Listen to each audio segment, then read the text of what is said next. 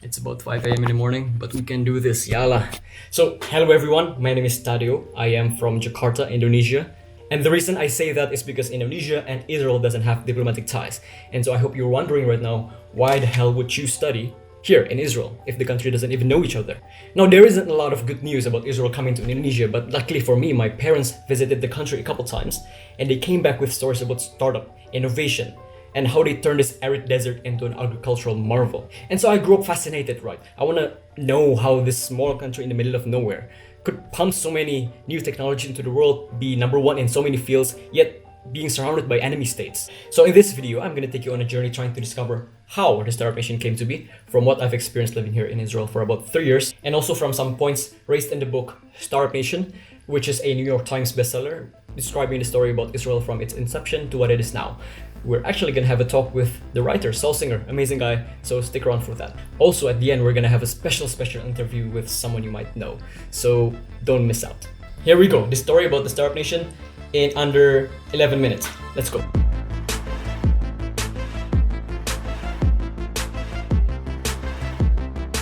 Before we unravel the inner workings of the country, let's first bring up some numbers to see where Israel is right now. Israel is ranked second in the world for venture capital funds, right behind the US. Israel, with an estimated 6,000 startups, has the largest number of startups per capita in the world by far.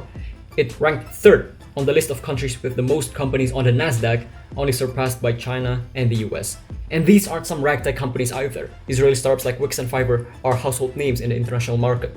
Waze sold to Google for about $1.3 billion, and more recently Mobileye sold to Intel for about $15 billion, among many others. So the Israeli high-tech is surely booming. The country produces more startups than India, Japan, Korea, Canada, and the UK. Its research and development powerhouse works with Apple, Amazon, Facebook, Google, and Intel, among many other companies that relies on Israel's more than 300 R&D centers. While living in Israel, I have seen loads and loads of soldiers. They're in a train, they're in the market, they're everywhere. And it's compulsory. Young adults by the age of 18 will start carrying rifles and walking around the streets of Israel. For Israelis, it's a normal thing, it's just another day. But for me as an outsider, it's one other prominent feature about Israel that pops up in my mind when I think about the word Israel.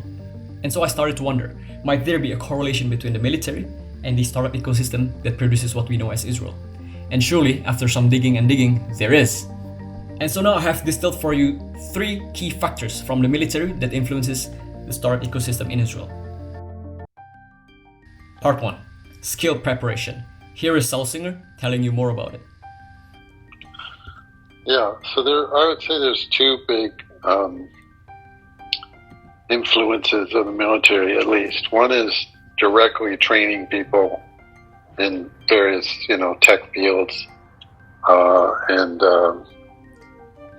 famous units like 8200 and other ones, technical units that are training people. Among the IDF's cyber intelligence units, the most famous is likely the Unit 8200, which trains young Israeli recruits in coding, hacking, and cyber espionage. And yes, its recruits are trained to develop smartphone apps. Unit 8200 has produced several CEOs, as well as allegedly helping giving birth to the ultra-sophisticated and destructive Stuxnet worm, which went into the wild in 2010. Israel has never publicly commented on its involvement in Stuxnet's creation, but has confirmed cyber warfare as core to its modern defense strategy. If you're a Unit 8200 graduate, that carries a real weight into the tech world, the equivalent of a law degree from Harvard or Yale. I think probably the more important, just because it reaches many more people, and it reaches the people who have the technical training as well, is that the military trains you to work together. It trains you to, it exposes you to difficult challenges, gives you a lot of responsibility, and you have the experience that you really can't get anywhere else of doing things that you had no idea you could do. Yeah. So you come out of the military and your bar for what you want to do and what you feel you're capable of doing is much higher than when you went in. Part 2. MissionOriented. Itai Green, CEO of Innovate Israel and founder of Israel Travel Tech Startups, ITTS. He said, Israeli society has a unique DNA that strives for solutions that are both creative and quick. Mesimatiyut, it means mission-oriented. He said, also, there's a vast technological experience accumulated in the Israeli military, and combined with the supporting ecosystem, this creates a unique fertile ground for innovative ideas. And you're oriented towards missions, towards achieving missions, getting them done, solving problems, figuring things out. Missions are just, startups are missions, and to do startup, you break it down into smaller missions. So Israelis get very mission oriented in the military. It's perfect training for entrepreneurialism aside from the technology. Part 3. Icebreaker. A national icebreaker. Itai Green said, there's a level of knowledge sharing between the different players that is almost unheard of, and that assists the entire ecosystem. I think actually connecting founders is very important because one of the most important things for an ecosystem is to connect with other ecosystems. And the only way to do that is connecting people. You want to get to a situation where more and more people feel comfortable working with people in the other country because they know one. They know someone. Like if you're Indonesian and you want to work with Israel, you have no idea where to start. You don't know anybody. And same in the other direction. So the best way to solve that is very simple. It's not rocket science. It's getting people together so that they become familiar and excited about working with people in the other country. I think that's good for Israel. It's good for Indonesia.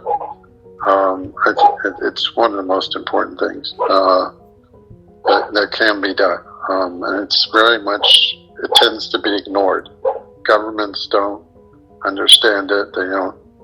They spend lots of money on trying to promote entrepreneurship, and they don't do something simple, which is to do this kind of thing. Alright, so there you have it. The oasis in the desert that is Israel. Israel is a place pressurized from all sides. Everyone living in it are used to being in a high-stress environment, chaos and disorder. So they built a habit of pushing back, because otherwise they will cease to exist. Now when you put these individuals, which pulsates a force pushing outwards, in a calm environment, they become unstoppable. This is why Israelis succeed in so many areas of life. They just won't accept no as an answer. Too much chaos causes information to be so unorganized that ideas won't form. Too much order, however, is not good either. Music exists in the balance of unpredictability and variability, chaos and order. Paired with skill preparation, mission orientation, and an icebreaker the size of a country, we end up having with an environment that promotes innovation. That is Israel. And as I promised, I have a special guest that I want to call and ask about the topic. So, hope he answers.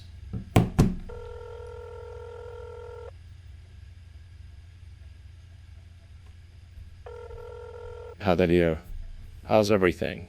Elon, I want to ask, have you been to Israel before? Yes, actually, 4 years ago, I visited Jerusalem to check out a company called Malag that built consensus for Tesla's navigation. Amazing. I'm currently doing a project trying to discover how Israel became a startup nation, as it is today. What are your thoughts about this? I mean, Israel is a pretty interesting country. High-quality immigration certainly makes an impact on the country's progress. Aside from that, I can't comment too much. People kill me on Twitter. Fair. All right. Well, thank you for your time. Bye.